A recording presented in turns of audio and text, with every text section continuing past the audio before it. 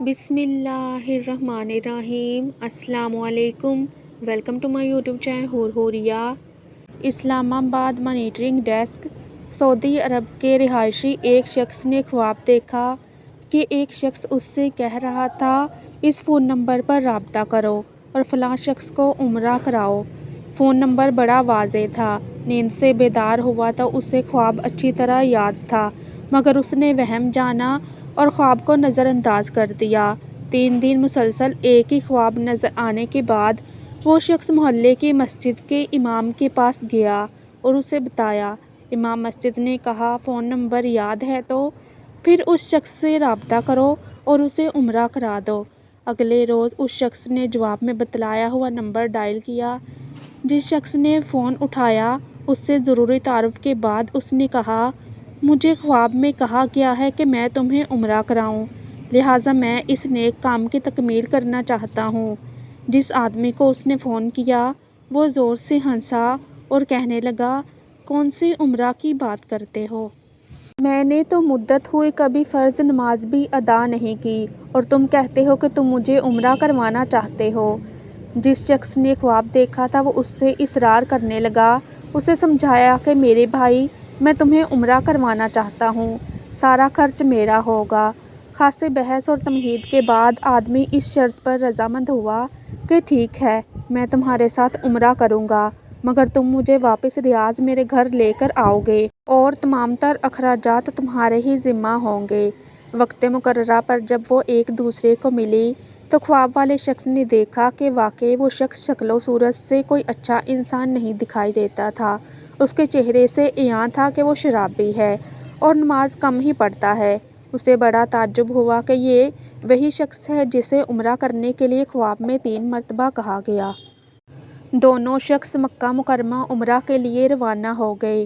میقات پر پہنچے تو انہوں نے غسل کر کے احرام باندھا اور حرم شریف کی طرف روانہ ہوئے۔ انہوں نے بیت اللہ کا طواف کیا، مقام ابراہیم پر 2 رکعت نماز ادا کی، صفا و مروہ کے درمیان سعی کی، اپنے سروں کو منڈوایا اور اس طرح عمرہ مکمل ہو گیا۔ اب انہوں نے واپسی کی تیاری شروع کر دی۔ حرم سے نکلنے لگے تو وہ شخص جو بہت کوشش سے عمرہ کرنے پر آمادہ ہوا تھا کہنے لگا، دوست، حرم چھوڑنے سے پہلے میں 2 رکعت نفل ادا کرنا چاہتا ہوں، نہ جانے دوبارہ عمرہ کی توفیق ہوتی بھی ہے یا نہیں۔ اسے کیا اعتراض ہوتا؟ اس نے کہا، نفل پڑھو اور بڑے شوق سے پڑھو۔ اس نے اس کے سامنے نفل ادا کرنے شروع کر دیے۔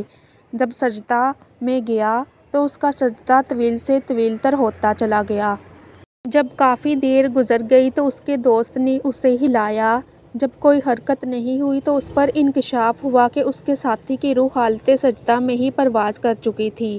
اپنے ساتھی کی موت پر اسے بڑا رشک آیا اور وہ رو پڑا کہ یہ تو حسن خاتمہ ہے، کاش ایسی موت میرے نصیب میں ہوتی، ایسی موت تو ہر کسی کو نصیب ہو۔ وہ اپنے آپ سے ہی یہ باتیں کر رہا تھا۔ اس خوش قسمت انسان کو غسل دیا گیا اور احرام پہنا کر حرم میں ہی اس کی نماز جنازہ ادا کی گئی۔ ہزاروں فرزندان اسلام نے اس کا جنازہ پڑھا اور اس کی مغفرت کے لیے دعا کی گئی۔ اس دوران اس کی وفات کی اطلاع ریاض اس کے گھر والوں کو دی جا چکی تھی۔ خواب دیکھنے والے شخص نے اپنے وعدے کے مطابق اس کی میت کو ریاض پہنچا دیا، جہاں اسے دفن کر دیا گیا۔ چند ایام گزرنے کے بعد خواب دیکھنے والے شخص نے اس فوت ہونے والے کی بیوہ کو فون کیا۔ تعزیت کے بعد اس نے کہا، میں جاننا چاہتا ہوں کہ تمہارے شوہر کی ایسی کون سی نیکی یا عادت تھی کہ اس کا انجام اس قدر عمدہ ہوا، اسے حرم کعبہ میں سجدہ کی حالت میں موت آئی۔ بیوہ نے کہا، بھائی تم درست کہتے ہو، میرا خاوند کوئی اچھا آدمی نہ تھا۔ اس نے ایک لمبی مدت سے نماز روزہ بھی چھوڑ رکھا تھا اور شراب پینے کا عادی تھا۔ میں اس کی کوئی خاص خوبی بیان تو نہیں کر سکتی، ہاں مگر اس کی ایک عادت یہ تھی کہ وہ ہمارے ہمسایہ میں ایک غریب بیوہ اپنے چھوٹے چھوٹے بچوں کے ساتھ رہتی ہے۔ میرا شوہر روزانہ بازار جاتا تو جہاں اپنے بچوں کے لیے کھانے پینے کی چیزیں لاتا وہ اس بیوہ اور اس کے یتیم بچوں کے لیے بھی لے آتا اور اس کے دروازے پر رکھ کر اسے آواز دیتا کہ میں نے کھانا باہر رکھ دیا ہے، اسے اٹھا لو۔ یہ بیوہ عورت کھانا اٹھاتی اور ساتھ میرے خاوند کے لیے دعا کرتی، اللہ تمہارا خاتمہ بالخیر کرے۔